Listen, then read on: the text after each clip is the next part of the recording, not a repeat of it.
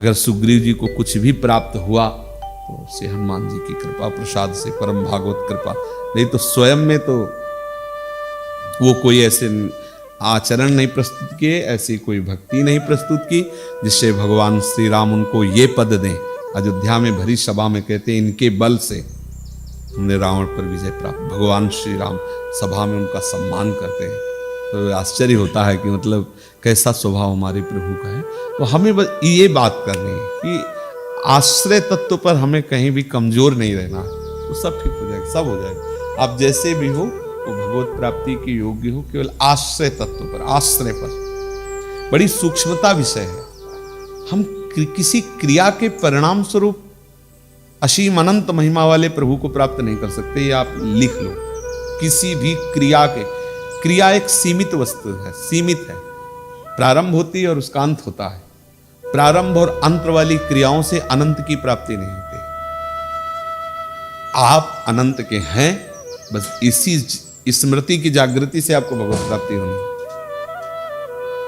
अर्जुन जी पूरी गीता सुनने के बाद एक ही शब्द कहा, नष्टो मोहा स्मृति लब्धा, हम प्रभु के हैं।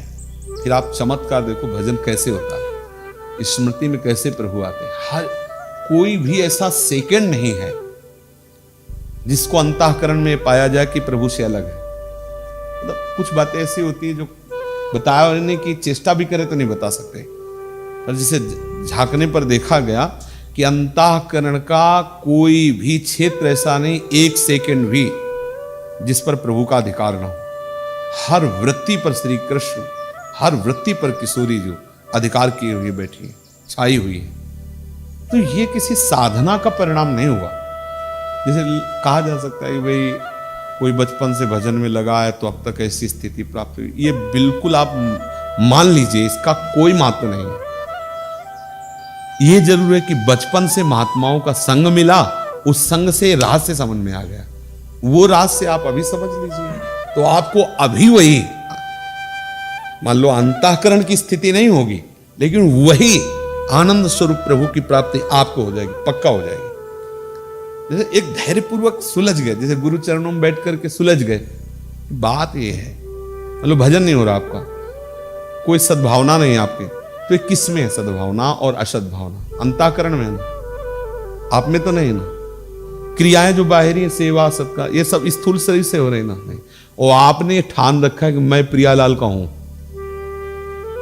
अब इसका निरंतरता जो बनेगी इससे, उसके समान कोई मतलब बात नहीं, उससे बड़ा कोई।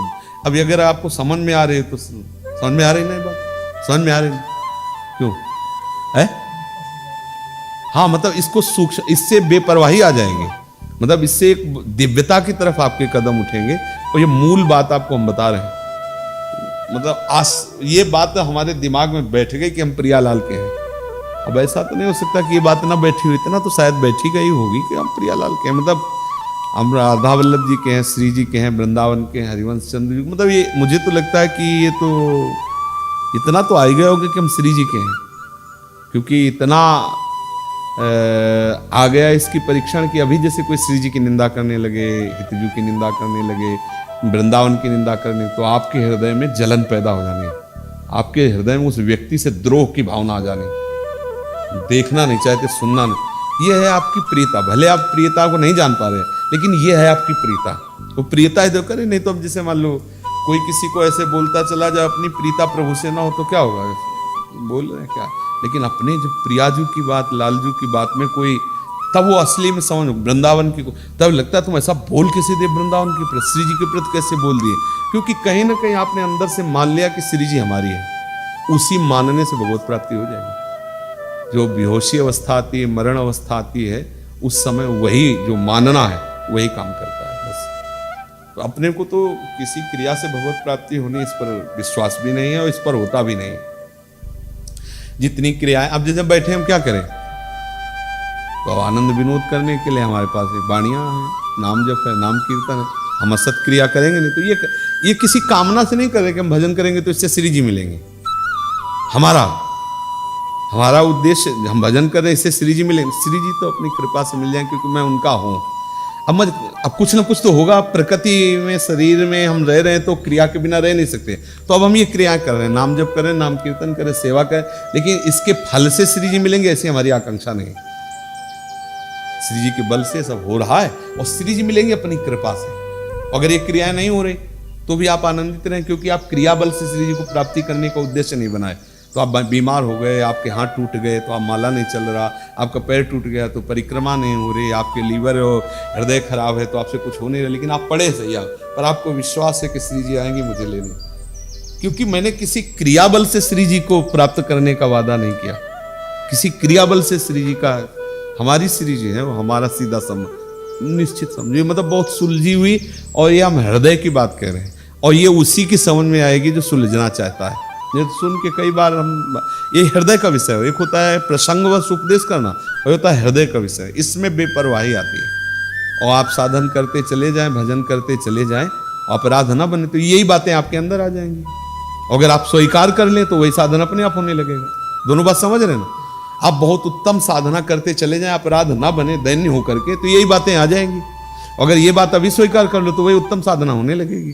खत्म, खेल गया। भगवत मार्ग एक बहुत सुलझा हुआ मार्ग है। जैसे हमारे पूज्य श्री सदगुरुदेव भगवान है, आप पूरी दिनचर्या पर नजर डालिए, एक शब्द भी किसी से कुछ नहीं बताना संसारिक। बैठो तो श्री जी की वाणी तुम सुनाओ, वो चुपचाप सुन रहे, प्रणाम करो, चले जाओ। कोई मतलब आप पूरी दिनचर्या पर नजर डालिए, हम तो मतलब 10 वर्ष संग रहे, एक शब्द भी नहीं आप कैसे हो ये पूछना नहीं, और वो पूछे कि आप कैसे हो इसका उत्तर नहीं देना।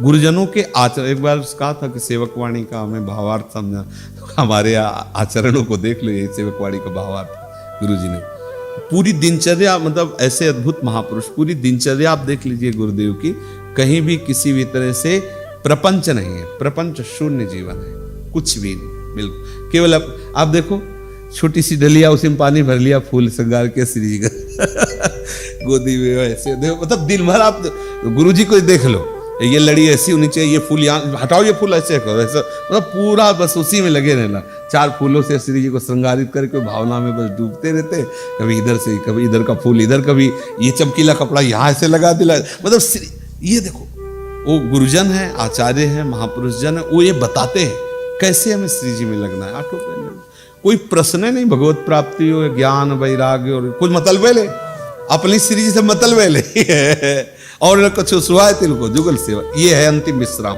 मतलब ही नहीं, कौन सी तिथि, कौन सा वार है, कौन सा महीना, कौन सा नक्षत्र है, क्या कोई मतलब ही नहीं, अपनी वही दिनचर्या है, सुबह से शाम तक, आज नहीं की बनी सी आदि काला मगल। तो यही आपको विश्राम मिल जाएगा। यदि हमें क्या और जानना जरूरत, क्या पकड़ना जरूरत, क्या करना जरूरत है, जितना बना श्री जी को उनके सामने पड़े। कुटिया में श्री जी है ना, उन्हीं के चरणों में सोते, उन्हीं के समीप रहते, उन्हीं के सामने खाते पीते हंसते खेलते। कितना सौभाग्य आप सोचो, जैसे आपका कमरा है, श्री जी विराज। अब हमें क्या मतलब, हमारी श्री जी, कभी मनोरंजन आया, साधु का मनोरंजन किसमें होता है? भगवत वार्ता, भगवत कीर्तन। साधु का मनोरंजन विषयों में थोड़ी होता है। प्रभु का नाम है भक्त मन रंजन, भक्त मन रंजन। तो कैसे मन भक्तों का रंजन होता है? प्रभु के नाम से, प्रभु के रूप से। प्रभु तो 4 भगत मिलकर लीला गुणगान कर रहे हैं, ये हमारा है मनोरंजन, मनोरंजन, भक्त मनोरंजन। प्रभु हमारे भक्त, जो भक्तजन हैं, उनके मनों का रंजन करते। तो प्रभु का नाम, प्रभु का रूप, प्रभु की लीला, प्रभु का धाम, जब कभी महिमा